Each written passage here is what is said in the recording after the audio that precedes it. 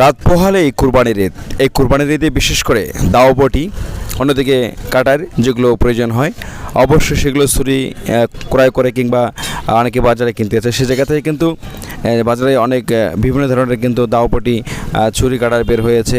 এগুলো বিক্রি করছেন ফণি প্রায় 50 বছর ধরে। নীলফামারী সদরের কচুকাটা ইউনিয়নে কামারপাড়ায় বাড়ি এই কামার ফণি দেখছেন স্ক্রিনে। তিনি কিন্তু এই ব্যবসা করেই তার সাংসারিক জীবন পরিচালনা করছেন প্রায় 50 বছরের বেশি সময় ধরে, অর্থাৎ যুদ্ধের পরপর থেকে তিনি কিন্তু এই ব্যবসা করে জীবিকা নির্বাহ করছেন।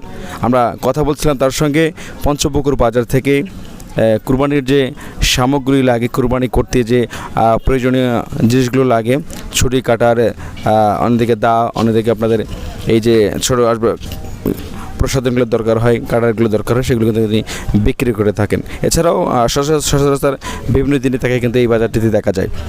আমরা কুরবানির জন্য হয়তো অনেকজনেই বিভিন্নভাবে প্রস্তুতি গ্রহণ করেছি। কার কেমন প্রস্তুতি আমাদের জানাবেন। ধন্যবাদ।